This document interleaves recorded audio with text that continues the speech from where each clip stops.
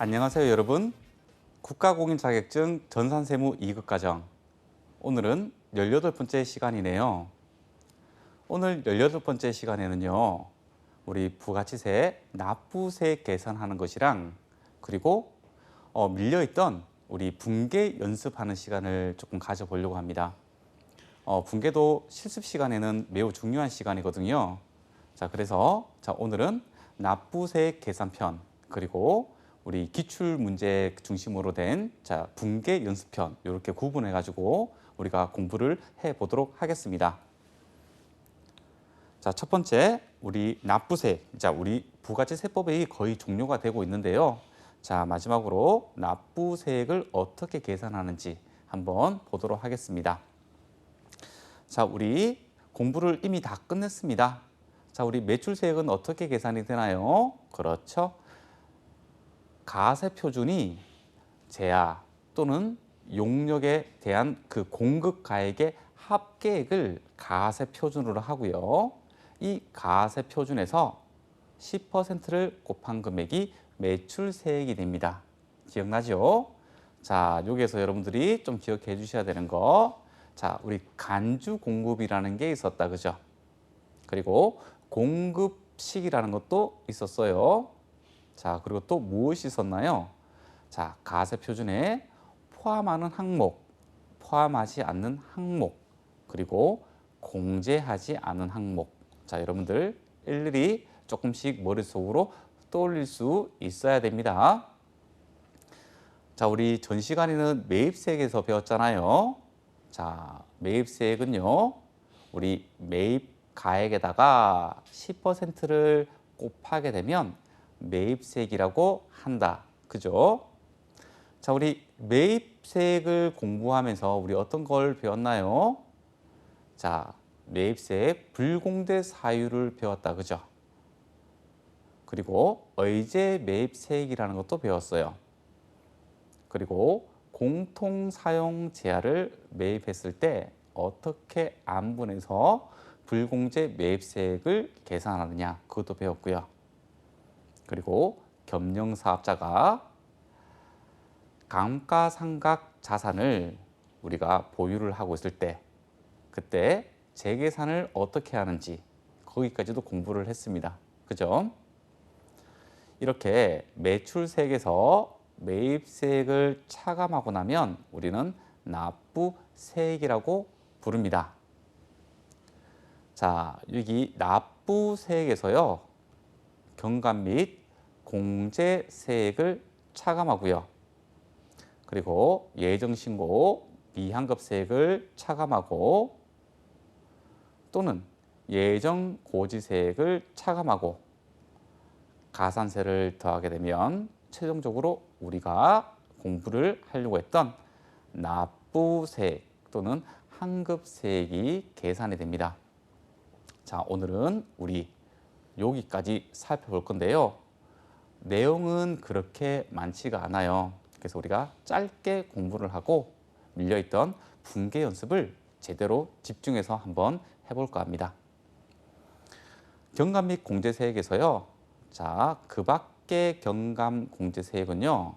우리 중요한 것만 말씀드릴게요. 전자신고에 대한 세액공제가 있습니다.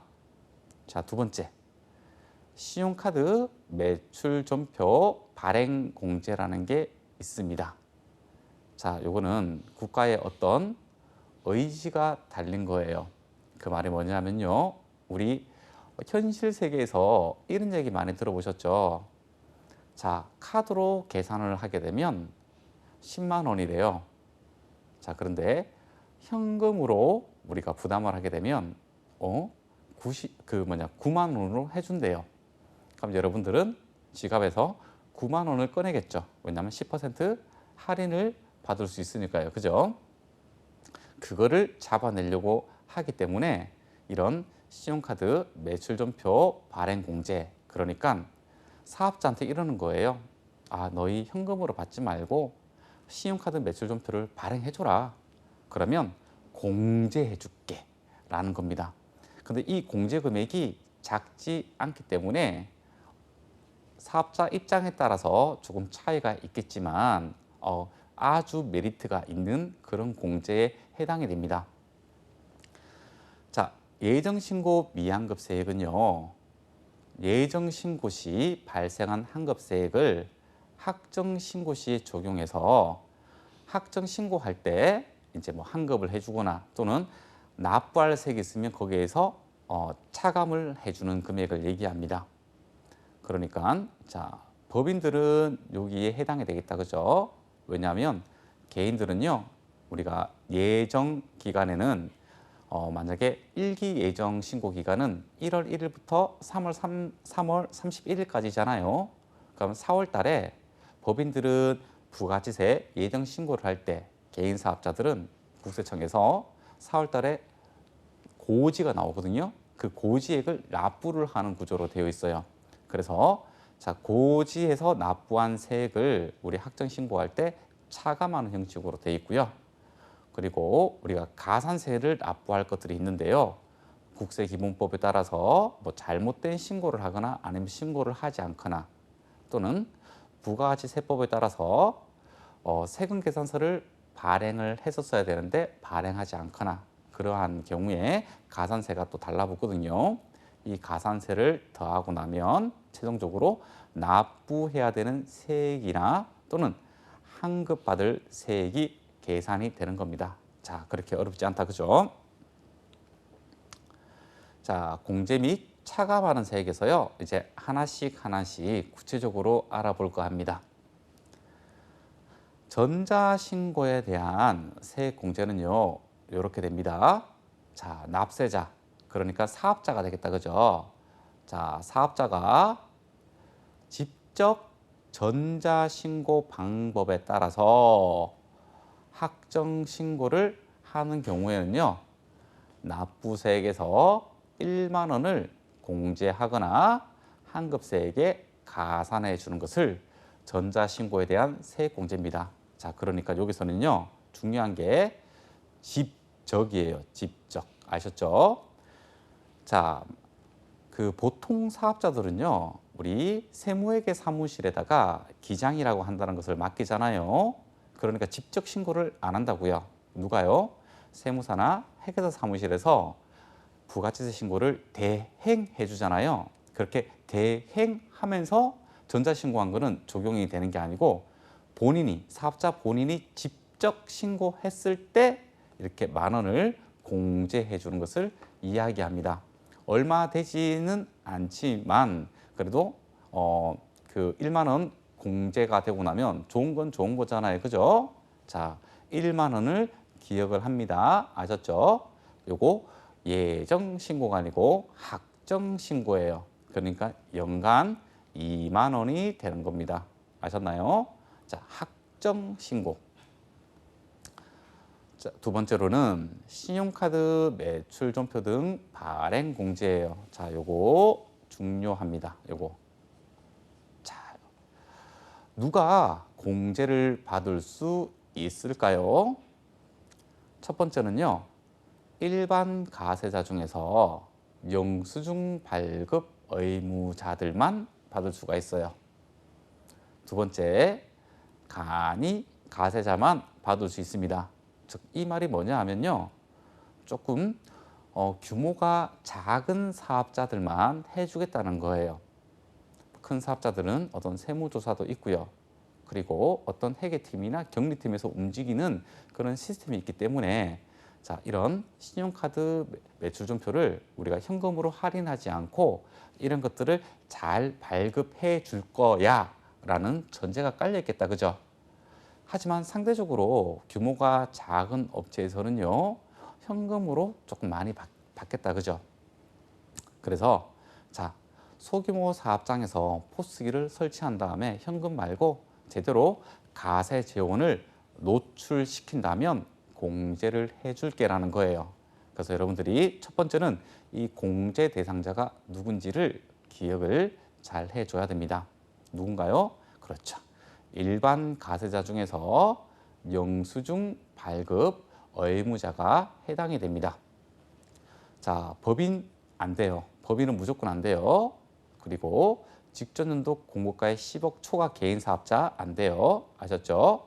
자, 일반 가세자 중에 영수증 발급 의무자랑 그리고 간이 가세자만 가능합니다.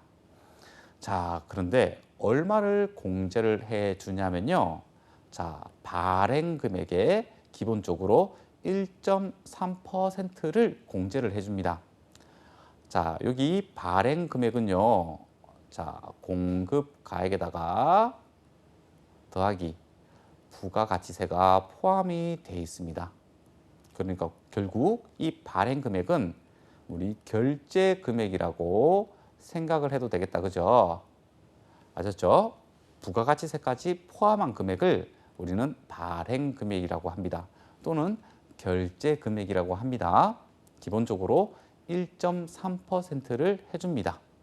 가령 1억 원이라는 매출을 신용카드 매출전표를 발행해 주다면 130만 원을 공제받을 수가 있다는 거죠.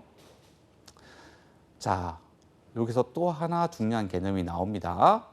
자, 우리 간이가세자, 여기서 간이가세자 중에서 음식점 업과 숙박업을 영위하는 사업자는요, 더블로 해주고 있어요. 2.6%. 너희 더 영세해야지 내가 더 해줄게. 이렇게 되는 겁니다.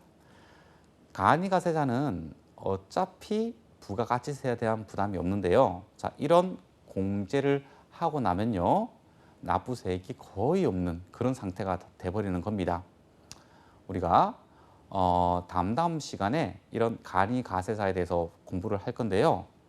여기 간이가세자 중에서 음식점이나 숙박업을 영위하시는 곳은요, 현금으로 많이 취급하는 곳이거든요. 그래서 공제율을 더 올려주고 우리 가세 표준을요 더 양성화시키려는 어떠한 그런 목적도 있는 거예요. 하지만 요즘은 소비자들이 많이 똑똑해져 가지고요, 뭐 카드의 포인트, 마일리지 이런 것들 때문에 할인을 선택하지 않고 그냥 뭐 최저 사용 금액 뭐 이런 것들도 있잖아요. 그래서 현금을 사용하지 않고 그 10%를 할인받지 않더라도 이렇게 카드로 사용하려고 하는 그런 분들도 꽤 많으신 것 같아요. 네. 대신에 공제액 한도는요, 다 해주는 게 아니고 연간 1,000만 원까지, 그러니까 생각보다 넉넉한 한도가 될 겁니다. 연간 1,000만 원까지 될 겁니다. 자, 요거 우리 확정신고를 하면서 이 신용카드 매출전표 발행 공제를 받잖아요. 자, 그러면 연간인 거예요. 연간. 자, 그 1기 때 600만 원을 받았다. 그럼 2기 때는 400만 원까지만 가능한 거예요. 자, 이런 식인 거예요. 자, 1기 때 1,000만 원 다 썼다. 그러면 2기 때는 안 되는 겁니다. 자, 연간 1,000만 원 이것도 기억을 좀 해줘야 됩니다. 자, 환급이 제한되는 건데요. 자, 이게 무슨 말이냐 하면, 자, 이 신용카드 매출전표 발행 공제 전에 계산한 세액이 있을 거거든요. 이 세액을 초과하는 경우에는요, 없는 것으로 보는 겁니다. 자, 그 말이 뭐냐면, 자, 전자신고에 대한 세액 공제까지 하고 나서 세액이 500만 원이 나왔어요. 그런데 신용카드 매출전표 등 발행 공제가 700만 원이 나왔거든요. 그러면 어떻게 되죠? 환급이 200만 원 되잖아요. 이 환급액을 안 주겠다는 말인 겁니다. 아셨죠? 자, 그래서 이 신용카드 매출전표 등 발행 공제 전 납부세액을 총 한도가 한 번 더 걸리는 거예요. 아셨죠?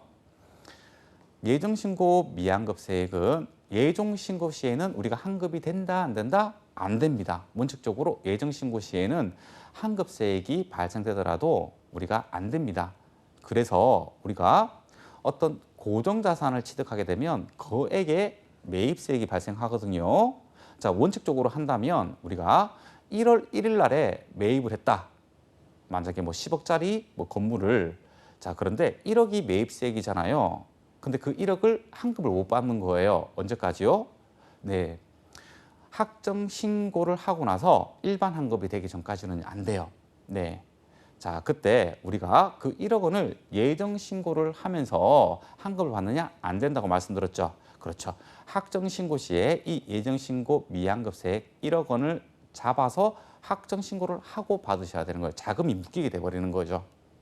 그래서 이러한 그 사업자들의 어떤 돈의 융통을 좀 풀어주기 위해서 조기 환급 제도를 우리 부가치세법에서는 가지고 있습니다. 다음 시간에 또 공부를 같이 할 거예요.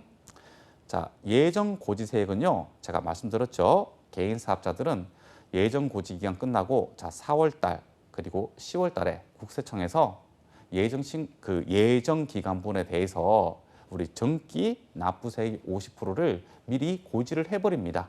그 고지한 내역을 학정신고 기간에 기입을 해가지고 최종적으로 산출되는 납부세액에서 차감을 해주는 그렇게 됩니다. 자, 요까지가 우리가 여기서 살펴보려고 했던 내용들이고요. 자, 마지막 토픽으로 가산세를 한번 살펴보도록 하겠습니다. 자, 가산세. 제가 여러분들한테 가산세 여기 율이 있습니다. 자, 1%부터 쭉 율이 있어요. 그 사유와 그 율에 대해서 외우라고 하면 제가 여러분들한테 너무 가혹행위를 하는 것 같습니다. 자, 그래서 여러분들 여기서도 중요한 것들 있죠. 중요한 것들 위주로 좀 살펴보시고요. 자, 그리고 이게 조금 연관된 부분이 많거든요. 그래서 자주 본다면 이 숫자는 우리가 시험이 좀 객관식으로 이루어져 있잖아요. 그래서 그 율을 체크하거나 할 때 조금 어색한 거는 그게 틀린 게 그렇게 될 거예요. 그래서 여러분들이 조금 애정어린 눈빛으로 좀 율을 본다면요. 완전히 암기하기보다는 그래도 틀린 거는 체크할 수 있을 정도로 그렇게 공부는 해 주시는 게 맞아요. 저도 공부할 때는 이 율을 사실 다 외웠었거든요. 그런데 요즘은 못 외웁니다. 네, 그때 상황에 맞춰서 그냥 바로 책을 찾아봅니다. 하지만 수험생은 다 외워야 됩니다. 왜냐하면 시험이기 때문에 그렇습니다. 하지만 여러분들한테 강요하지는 않고요. 중요한 내용들 제가 찍어 드릴 테니까 그거는 좀 외워주셔야 돼요. 자, 일단은 사업자 미등록과 관련된 가산세거든요. 자, 이게 기준되는 가산세율이 될 겁니다. 자, 1%. 자, 통상적으로 우리가 가산세는요. 자, 1%에서 높거나 낮거나 이렇게 돼 있거든요. 자, 요거를 우리 암기하기 위한 거예요. 자, 이걸로 기준을 잡는 거예요. 아, 사업자를 미등록하거나 또는 타인명으로 사업자 등록을 하게 되면 공급가액의 1%를 가산세로 매기는구나 라는 것을 여러분들이 좀 알아주세요. 그러니까 사업자 등록 가지고 어떤 협력 의무를 이행하지 않았다면 1%가 되는 거예요. 그게 미등록, 타인명의 등록 이렇게 해당되는 겁니다. 자, 세금 계산서입니다. 자, 여러분들 요 두 개는 외워주셔야 돼요. 요거 두 개는. 자, 세금 계산서예요. 세금 계산서는요. 자, 요거 1%, 2% 기준으로 외워주세요. 1%, 2%. 발급을 지연했다 또는 잘못 적었다 그러면 1%예요. 세금 계산서를 지연해서 발급하거나 또는 잘못 적었다고 하면 1%예요. 하지만 늦게 받았다. 그죠? 왜냐하면 지연 발급해줬기 때문에 지연 수치가 되는 거잖아요. 그거는 50% 깎아준다. 이렇게 생각을 좀 하면 되겠다. 그죠? 그리고 나쁜 거예요. 세금 계산서를 발급도 안 하고요. 위장해서 발급하고요. 또는 위장해서 발급받고요. 또는 가다 기재해가지고 발급하고요. 발급받는 거. 나쁜 거는 2%예요. 그런데 그거보다 조금 더 나쁜 게 있어요. 가공이에요. 가공. 자, 나쁜 거는요. 발급 수치 모두 다 포함이 되는 거예요. 발급 수치. 그죠? 자, 발급하는 사람, 수치하는 사람 전부 다 둘 다 가산세를 때려버리는 거예요. 더 나쁜 거는 또 50%를 더 가산해 버리는 거예요. 지연 발급된 거는 50% 깎아주고, 자, 2% 기준에서 아주 나쁜 가공은 다시 2%에서 50%를 더 가산해서 3%. 예전에는요, 요까지 2%였거든요. 법이 변경되었어요. 그래서 여러분들이 하나 더 외워줘야 돼요. 네, 50% 깎아주거나 아니면 50%를 더 받거나. 자, 지금 그렇게 돼 있다, 그죠? 자, 그래서 최소한 여러분들이 이거는 알고 가야 되는 거예요. 부가가치세법상 가산세 공부할 때는요. 자, 그리고 전자세금 계산서, 그러니까 전자세금 계산서 의무자들은 반드시 발행해야 된다. 그죠? 자, 이때 늦게 전송을 하게 되면 0.3%고요.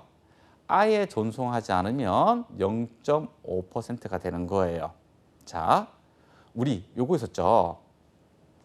우리가 지연 발급하면 1%인데 미발급하면 2%예요. 그죠? 우리 그래도 너는 발급했잖니? 50% 깎아준다. 그죠? 이것도 마찬가지예요. 아예 안 한 거보다 늦게라도 전송하게 되면 50%를 깎아주는데 완전한 50%는 아니에요. 이 0.5%에서 반액은 0.25%거든요. 자, 이때 0.05%를 반올림해가지고 0.3%를 받게 돼 있나 봐요. 네, 그러니까 소수점 두째 자리까지 가기를 싫어하나 봐요.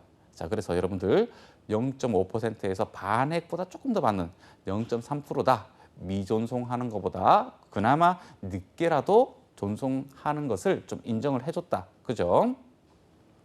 이번에는 세금 계산서하고 관련된 가산서인데요. 자, 우리 매출처별 세금 계산서 합계표, 그죠? 그리고 매입처별 세금 계산서 합계표 조금 다른데요.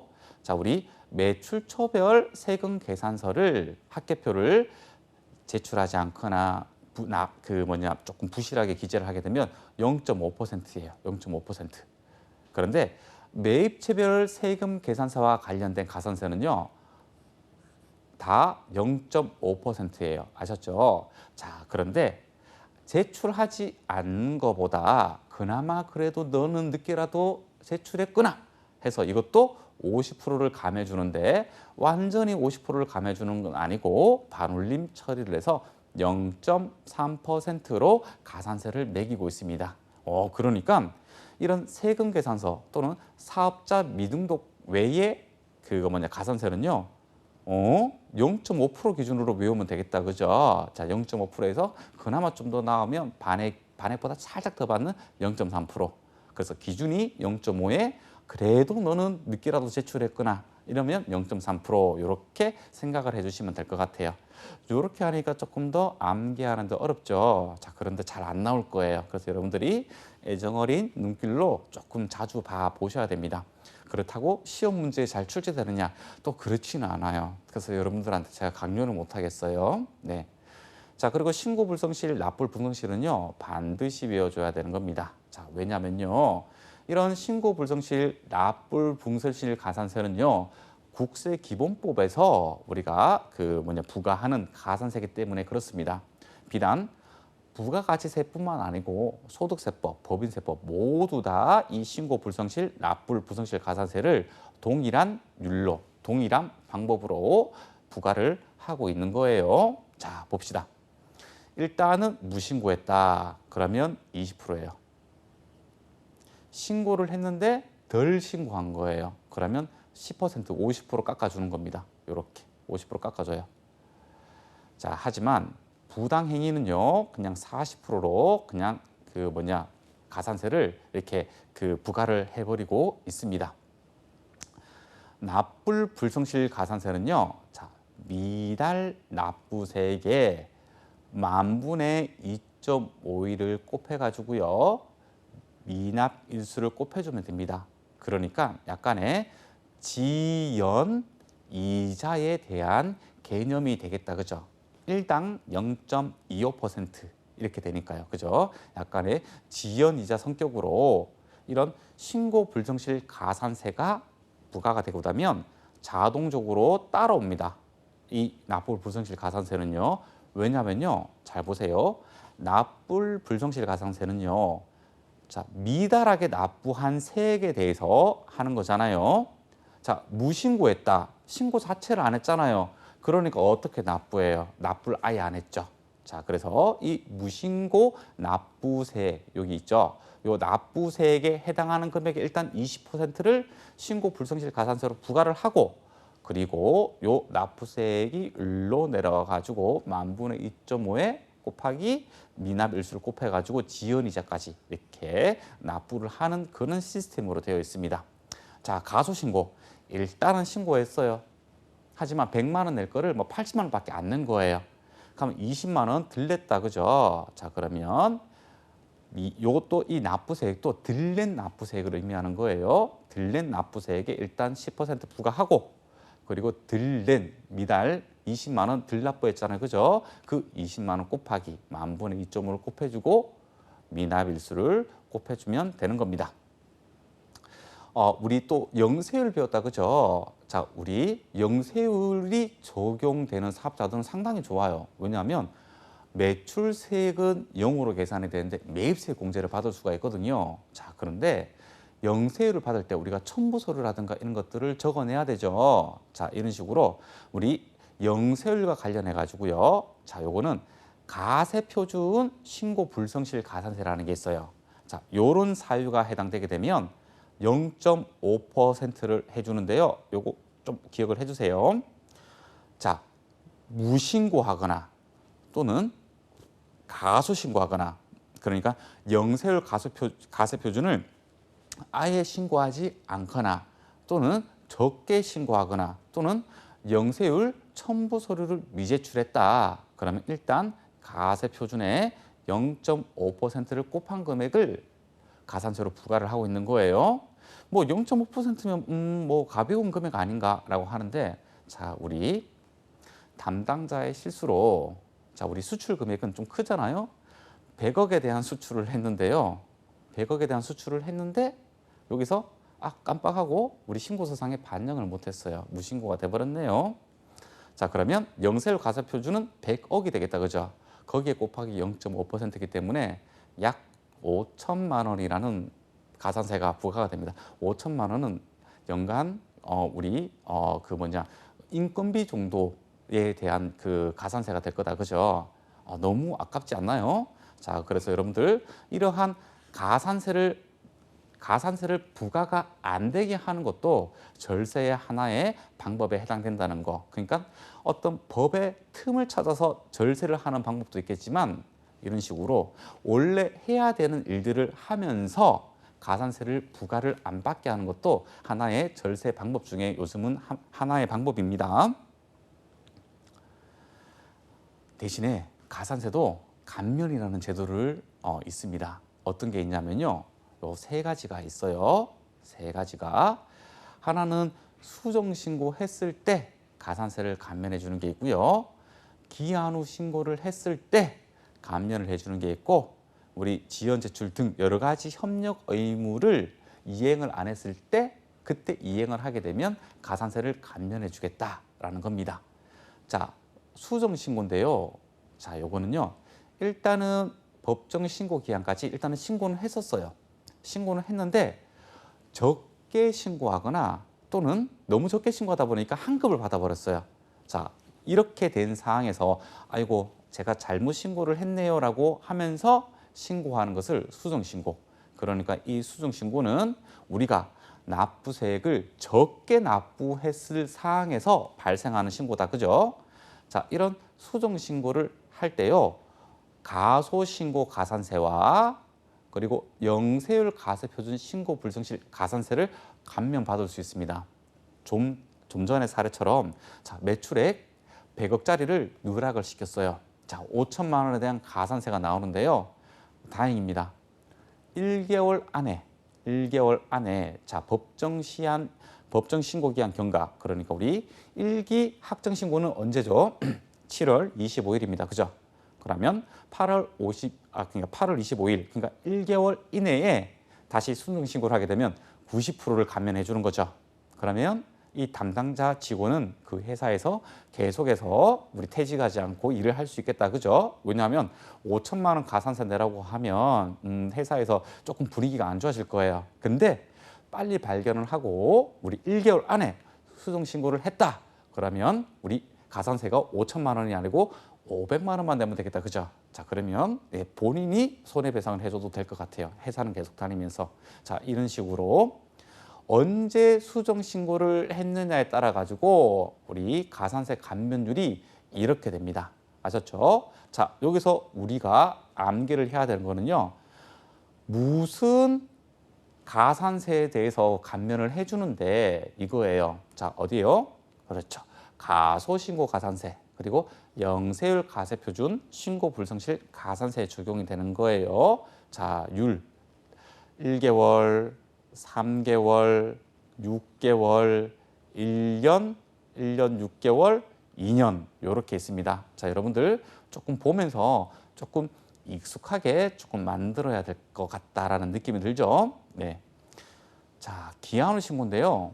자, 이 기한후 신고는요. 일단은 신고를 하지 않은 상태, 그러니까 무신고한 상태에서 무신고를 한 상태면 이미 신고 기한이 지났죠. 그래서 기한 후 신고라고 이야기를 하는 겁니다. 자, 감면되는 가산세는요. 무신고 가산세만 해당이 되는 거예요. 자, 이 기한 후 신고에 대한 감면은요. 조금 심플해요. 자, 1개월 이내, 3개월 이내, 6개월 이내 이렇게 돼 있어요. 자, 1개월, 3개월, 6개월 자 동일하게 들어간다. 그죠?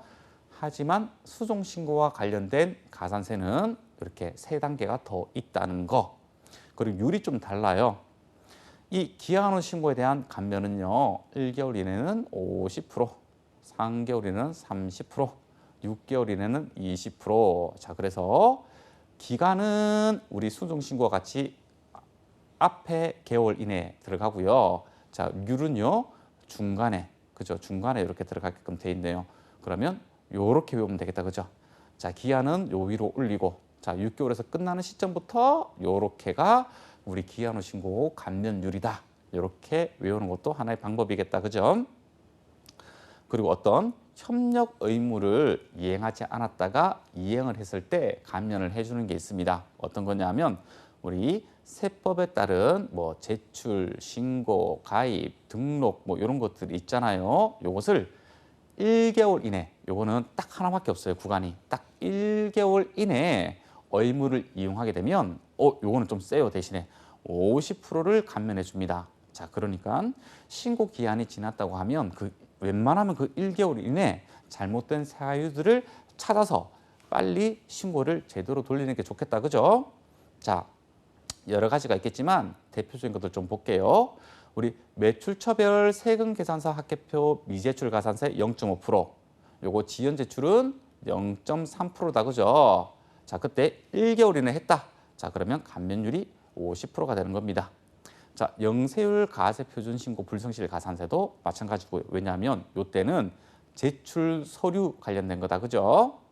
그리고 사업자 미등록 가산세 요거 1% 부과가 돼야 되는데 50% 감면을 받을 수가 있는 겁니다. 아셨죠? 자, 요 밑에 감면보다는요. 여기 수정 신고, 기한 후 신고 관련된 감면을 조금 주의 깊게 보셔가지고 암기를 하시는 게 더 좋아요.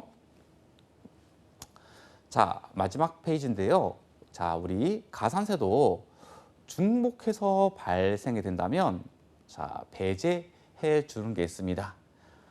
자, 여러분들한테 자, 우선 적용되는 가산세가 이거고요. 적용 배제되는 가산세가 이거거든요. 외우세요 하게 되면 여러분들은 저를 욕할지 몰라요.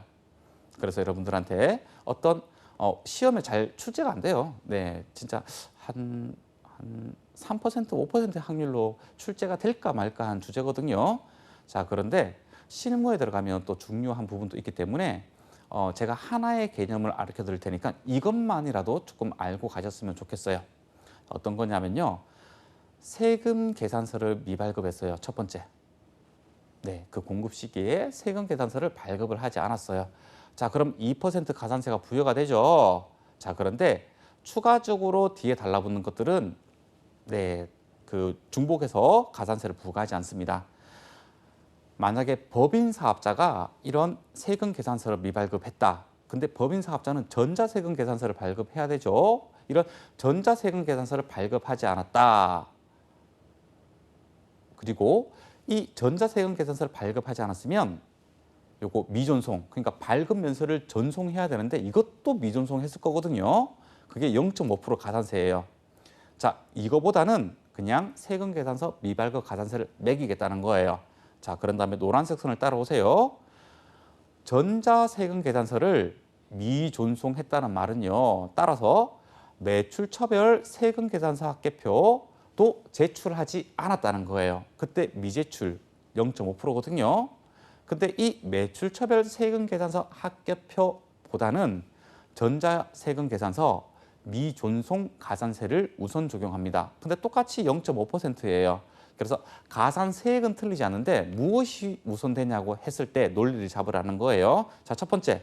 자, 법인사업자가 전자세금 계산서를 미발급했다. 그러면 당연히 전자세금 계산서 발급 명세를 미전송한 상태가 되고요. 그 미전송한 상태에서 매출처별 세금 계산서 합계표도 동시에 미제출이 되어버립니다. 아셨죠? 자, 그럼 결국 하나의 사건으로 전자세금 계산서를 미발급했다는 하나의 동일한 사건으로 요것만 한다는 거지. 미발급에 관련된 가산세만 부과한다는 거지. 전자세금 계산서 발급 명세 미전송 또는 매출처별 세금 계산서 합계표 불성실 미제출 가산세를 적용하지 않는다는 겁니다. 자, 반대로 이번에는 세금 계산서를 미발급이 아니고 지연 발급했어요. 지연 발급. 그때는 우리 50% 깎아준다, 그죠? 50% 할인해줘요. 그럼 1%에 해당이 됩니다. 가산세가. 자, 이때 법인사업자가 전자세금 계산서를 지연 발급했다는 거는요. 전자세금 계산서 발급 면세도 지연 전송했다는 게 됩니다. 그렇게 된다면 매출처별 세금 계산서 합계표도 지연 제출된다는 거랑 동일하겠다, 그죠? 완전히 왁구가 돌아가지 않는데 어떤 하나의 사건으로 추이를 보자면 이렇다는 거예요. 자, 그럴 때도 우리 세금 계산서 미발급 가산세만 부과하는 것처럼 세금 계산서 지연 발급 가산세만 부과를 하는 겁니다. 자, 그리고 우선 적용되는 가산세 같은 경우는요. 일단 조금 세요. 율들이. 네, 율들이 조금 세요. 이런 식으로. 네, 그래서 이렇게 하나만 우리가 그 가산세가 가산세가 중복해서 적용이 되지 않구나라고 여러분들이 생각을 해주시면 될 것 같아요. 자, 첫 번째 우리 토픽 여기서 마무리하고요. 자, 이제껏 미뤄왔던 이제 부가가치세와 관련된 분계를 조금 연습을 한번 해보려고 합니다. 분계 여러분도 어렵지 않습니다. 재무회계 논리가 그대로 들어오는 거예요. 자, 여기에서 부가가치세액을 어떻게 처리하느냐, 그리고 우리가 마지막 3시간은요 실무 능력편에 대해서 공부를 할 거거든요. 자, 거기에서 이러한 분계 사항을 매입 매출 전표 사항에 어떻게 서식을 작성하고 분계를 하느냐, 자, 이것을 지금 공부를 좀 하려고 합니다. 우리가 이제 매입 매출 전표 입력이라는 우리 전산상의 메뉴가 있단 말이죠. 자, 그럴 때 이 거래가 매출 거래였냐 또는 매입 거래였냐에 따라 가지고 우리가 선택하는 그 코드가 달라지게 됩니다. 자, 제가 조금 개념을 잡아 드릴게요. 자, 우리가 세금 계산서를 발급한 매출이다. 그러면 가세 코드를 선택을 해주시면 돼요. 자, 제가 중간에 선을 이렇게 매출하고 매입 나눠놨잖아요. 자, 똑같은 가세더라도 우리가 선택하는 코드 번호가 달라요. 하지만 명칭은 가세라는 게 똑같습니다. 아셨죠? 매출이 발생했는데 세금 계산서를 발급해줬다. 가세. 세금 계산서를 받았다. 매입 거래이면서 가세. 아셨죠? 자, 영세율 세금 계산서를 발급해줬다. 그럼 영세 선택해주면 되고, 매입도 영세율 세금 계산서를 수취했다. 영세 이렇게 하면 되는 거예요. 면세 제한을 공급하면서 계산서를 발급해줬다. 면세 그러니까 세금 계산서 말고 계산서를 수취했다. 면세 동일합니다. 그죠? 자, 여기서 조금 차이가 있는데요. 자, 우리가 매출을 발생을 했는데 아무 증빙도 끊어주지 않았다. 또는 그냥 일반 영수증을 끊어줬다. 그렇게 되면 건별이라고 우리가 체크를 해줘야 되고요. 매입은 불공으로 체크해 주시면 되는 거예요. 자, 매입 쪽은요, 증빙을 받지도 않고 그냥 영수증을 발급받고 그리고 매입 불공제 사유에 해당되었다. 그러면 불공을 체크해 주면 되는 겁니다. 자, 그리고 우리가 직수출을 했다. 그러면 수출 코드를 선택을 하면 되는 거고요. 우리가 재화를 수입함으로써 세관장으로부터 수입 세금 계산서를 받았다. 그러면 수입 코드를 선택을 하면 되는 겁니다. 자, 그리고 우리가 신용카드 영수증을 발급하고 그리고 뭐 발급받았다. 그때 가세면 카가 면세면 카면이에요. 자, 카드 가세, 카드 면세 이런 느낌이다. 그죠? 자, 현금 영수증을 우리가 발급해주고 발급받았다. 그때 가세 면세처럼 현가 현면이다. 그죠? 현금 영수증 가세, 현금 영수증 면세. 자, 이런 식으로. 자, 일단 여러분들이 여기에 대해서 어느 정도 개념이 있고 나서 매입 매수존표 입력을 할 수가 있는 겁니다. 자, 그러면 우리 실전으로 한번 들어가 보도록 할게요. 자, 1번. 원재료를 구입을 했대요. 자, 그러면서 운반 대가로 자, 주식회사 하이물류에게 자, 88만 원을 현금으로 지급을 했는데요. 이 88만 원 안에는 부가치세가 포함이 되어 있는 겁니다. 자, 그러면 우리 이거 알죠? 자, 공급 대가는 공급 가액에다가 더하기 부가가치세액을 가산된 게 공급 대가예요. 자, 여기서 공급 대가는 88만 원이 되는 거고요. 공급 가액은 80만 원. 그 80만 원에 10%가 부가가치세다. 그죠? 8만 원. 이렇게 되겠다. 그죠? 자, 이 공급 가액은요. 자, 88만 원에 곱하기 110분의 100을 하게 되면 공급 가액이 되는 거고요. 88만 원에 곱하기 110분의 10을 하게 되면 부가가치세액이 됩니다. 왜요? 자, 110이 뭐예요? 110이. 100이 공급가액이고 10이 부가가치세잖아요. 그죠? 그중에서 100만 공급가액이고 10은 부가가치세라는 겁니다. 자, 요거 우리 그 분계 처리 한번 해보도록 할게요. 자, 첫 번째. 우리가 구입하면서 운반 대가로 지급을 했잖아요. 그러니까 우리가 매출 매입 중에서 유형이 어디다? 매입입니다. 그죠? 매입이에요. 그리고 전자세금 계산서를 수취했대요. 자, 증빙 자료가 세금 계산서죠. 그죠? 매입 거래면서 세금 계산서를 받았다. 그러면 여러분들은 매입 쪽에 있는 가세를 선택을 하면 되겠다. 그죠? 그런 다음에 부가가치세액은 110분의 10으로 해가지고 8만 원으로 잘 안분 계산을 끝냈고요. 자, 현금으로 지급을 했대요. 자, 이렇게 현금으로 이렇게 지급을 했대요. 자, 대변에 나온다. 그죠? 자산의 감소. 자, 그리고 원재료를 구입하면서 운반 대가다. 그죠? 자, 여러분들 취득하나요? 자, 원재료 재고자산입니다. 재고자산의 취득가액은 어떻게 산정하나요? 그렇죠. 부대 비용을 가산한 금액입니다. 자, 운반 대가는 부대 비용이기 때문에 어떻게 해야 돼요? 그렇죠. 그 재고자산의 취득 원가에 가산을 시켜줘야 됩니다. 그죠? 자, 돈은 88만 원을 줬는데 80만 원은 규명이 되었어요. 그러면 8만 원이 부가세 대급금이 되겠다. 그죠? 이 부가세 대급금이 무엇이냐? 매입 세액이 되는 겁니다. 여러분들 아셨죠? 여러분들이 실무 능력 시험에서 절대로 점수를 까먹으면 안 되는 파트가 일반 존표 입력, 그리고 매입 매수 존표 입력, 그리고 결산이에요. 우리 전산세무 2급 과정에서 절대로 틀리면 안 돼요. 어려운 거 안 나옵니다. 아셨죠? 요 논리로 푸시면 돼요. 자, 두 번째 문제네요. 자, 수출업자인 대상에 자, 로컬 LC에 의해서 제품을 납품했대요. 자, 이번에는 공급했다. 그죠?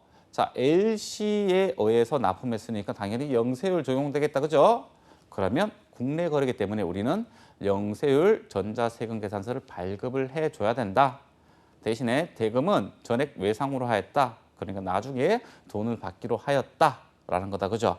자, 이 문제 어떻게 풀까요? 자, 지금 우리 납품했다, 그죠?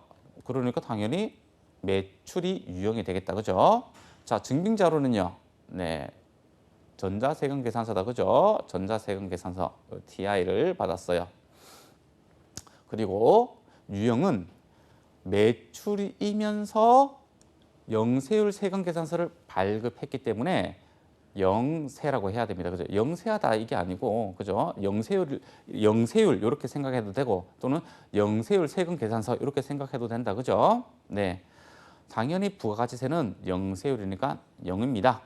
자, 제품 매출이 50만 원. 그죠? 자, 납품을 했잖아요. 그죠? 우리 회계 기준에서 배웠습니다. 재화를 인도할 때를 수입 인식 시점으로 본다고. 자, 그래서 매출이 50만 원, 100개 곱하기 5천 하면 되니까요. 그리고 돈을 받았어요, 안 받았어요? 외상으로 했네요. 외상 매출금. 어렵지 않다, 그죠? 네, 여러분들 다 할 수 있어요. 네, 잘했습니다. 자, 3번입니다. 자, 전년도에 주식회사 일성에서 매입한 상품에 하자가 있어서 반품을 했네요. 자, 그러면 여러분들은 이제 긴장을 하기 시작합니다. 왜냐하면요, 반품이 나왔다고 하면 자, 우리 수정세금 계산서 문제가 나오거든요. 여기 나와 있네요. 자, 반품을 하면서 수정 전자세금 계산서를 교부받았대요. 자, 전년도에 매입을 했는데 자, 지금 반품했다. 그죠? 자, 여러분들 수정세금 계산서 사유에서 우리 어떻게 배웠나요? 그 작성일자 어떻게 한다고? 지금 공급한 사업자의 입장에서는 반품 받았기 때문에 한 입이 돼버렸다. 그죠? 한 입. 그러면 한 입이 된 날을 작성일자로 해가지고 수정세금 계산서를 우리 발행하면 되겠다. 그죠? 왜냐하면 전년도에 했기 때문에 전년도에 구입한 것을 지금 반품하는 거기 때문에 전년도 그 신고서를 신고서를 수정할 이유가 없잖아요. 그죠? 그럼 행정비용만 더 들 뿐이지. 지금 정산하면 되잖아요. 자, 이렇게 수정 세금 계산서에 작성일자를 이렇게 한입된 날, 증감 사유가 발생한 날, 계약이 사유가 발생한 날, 이렇게 한 것이 이유가 있단 말이죠. 자, 이런 식으로 수정 전자 세금 계산서를 교부받았대요. 그때 반품하고 요금액만큼 교부받고요. 대금은 외상 매입금과 상계 처리하였다라고 돼 있네요. 공부를 처음 하는 친구들 같은 경우에 이게 뭔 말이야 이거? 이거 뭐 상계 처리했다는데 이거 어떻게 했다는 거야? 이렇게 될 수도 있잖아요. 그죠? 자, 그 말이 뭐냐면요. 우리가 매입을 했기 때문에 자, 우리 대금을 지급을 해야 되죠. 근데 대금을 지급하지 않았다면 어떻게 돼 있나요? 외상 매입금 상태로 돼 있겠다. 그죠? 자, 이 외상 매입금이 저한테는 지금 잡혀 있다고요. 그러니까 상계 처리하라는 말은 이 외상 매입금을 제거해라라는 의미가 되는 거예요. 자, 한번 보도록 할게요. 자, 지금 우리 매입입니다. 매입. 그리고 우리 수정 전자세금 계산서를 받았어요. 자, 세금 계산서네요. 그러니까 매입 쪽에 우리 가세 유형을 선택을 하면 되겠다. 그죠? 자, 부가가치세 이렇게 있고요. 대신에 반품이니까 우리가 외상 매입금을 더 이상 지급해도 된다? 지급을 해야 된다, 안 해야 된다? 하면 안 된다. 자, 그래서 부가가치세를 어떻게 해요? 마이너스 처리하는 거예요. 자, 여러분들이 조금 어색한 회계 처리를 좀 볼 거예요. 자, 상품이 얼마가 반품되었다고요? 300만 원. 자, 공급가액이 상품이 되는 거잖아요. 그죠? 300만 원이 반품이 되었어요. 그리고 부가치세 30만 원을 줘야 된다, 안 줘야 된다? 주지 않아도 된다. 원래는 330만 원을 줘야 되는데 안 줘도 된다. 반품 처리했으니까요. 그죠? 자, 그래서 이게 마이너스 이렇게 처리했어요. 외상 매입금도 마이너스. 왜냐하면 외상 매입금하고 대금하고 상계 처리해야 되거든요. 자, 이 금액을 330만 원을 줘야 된다는 의미가 외상 매입금이 되는 거잖아요. 그러니까 이 대금을 안 줘도 되니까 외상 매입금을 빼면 되겠죠. 근데 자, 마이너스가 돼 있어요. 마이너스. 다 마이너스가 돼 있죠.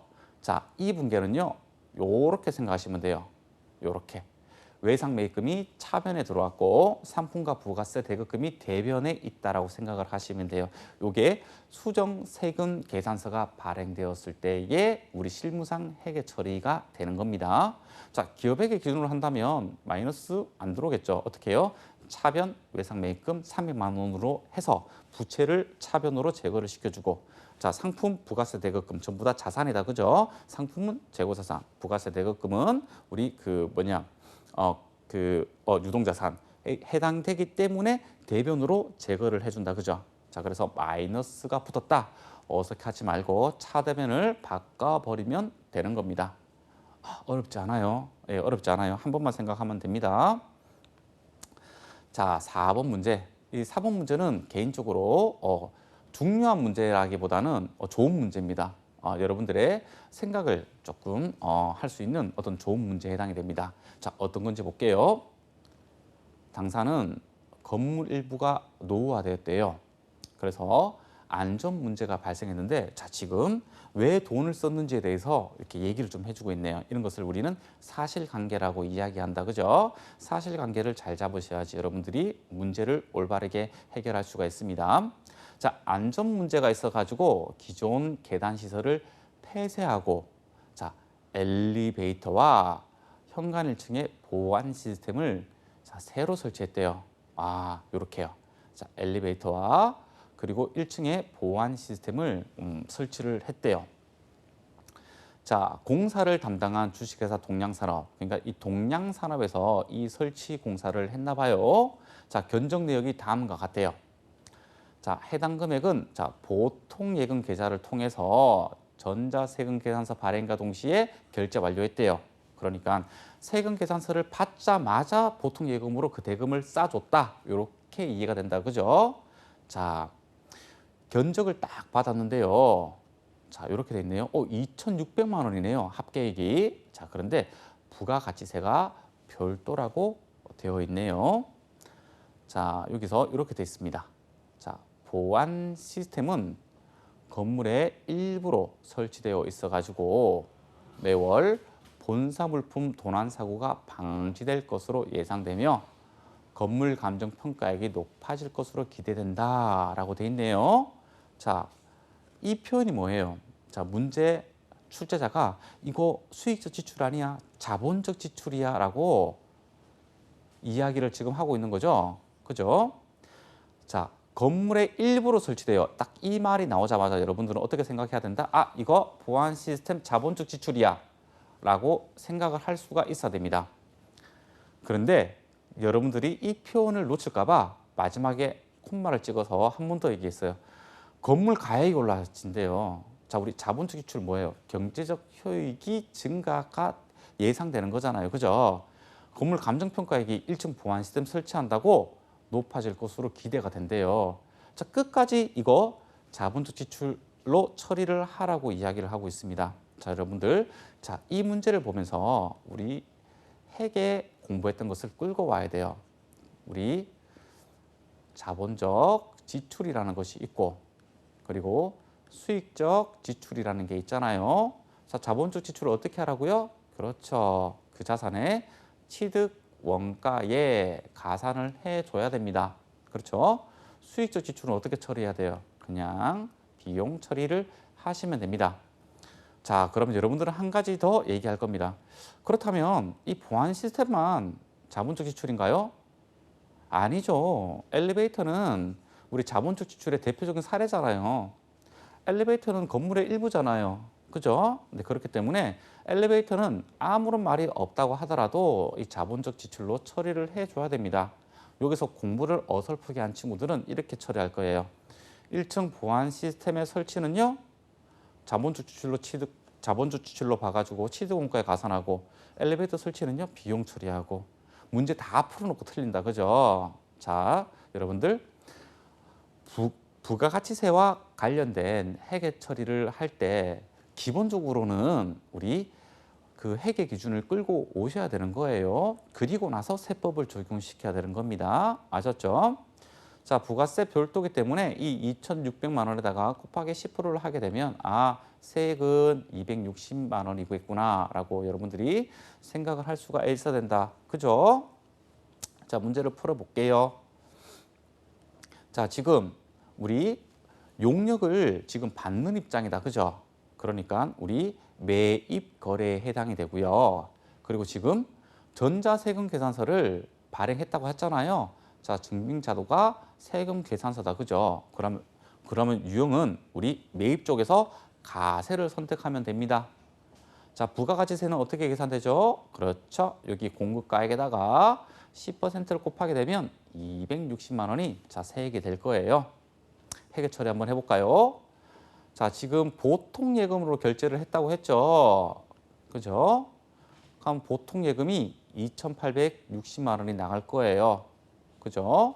자, 건물이 자, 엘리베이터 그리고 1층 보안 시스템 전부 다 뭐다? 그렇다. 자본적 지출이다. 그래서 이 2,600만 원 자체를 전부 다 어디다 넣어야 된다고요? 그렇죠. 건물의 취득 원가에 가산해서 감가상각으로 비용 처리를 해야 된다는 겁니다. 그리고 나서 자, 건물 취득 원가로 올리는 거는 2,600만 원이지만 우리가 매입세액을 부담했잖아요. 자, 그래서 부가세 대급금 260만 원을 차변으로 적어 주고요. 그럼 이 금액의 합계가 2,860만 원이다. 그죠? 자, 이 금액을 우리는 동양산업에다가 지급을 해줘야 되는 것들입니다. 자, 아셨죠? 만약에 이 문제가 재무회계 문제였다면 이 부가세 대급금 없고 자, 건물 2,600만 원, 보통 예금 2,600만 원 이렇게 되겠죠. 자, 회계 기준에다가 부가가치세 세법에 따라서 자, 대급금, 예수금 이렇게 잡는 것밖에 없어요. 그렇게 어려운 거 없는 거예요. 자, 여러분들 오늘 우리 납부세액 계산에 대해서 살펴봤어요. 우리 각종 뭐 신용카드 공제라든가 이 중요한 개념들 있죠. 그리고 중요한 가산세 이거 좀 암기를 해주고요. 그리고 우리가 매입 매출 전표에 입력하는 거 그렇게 어렵지 않아요. 조금만 연습하면 됩니다. 자, 오늘 또 수고 많으셨습니다.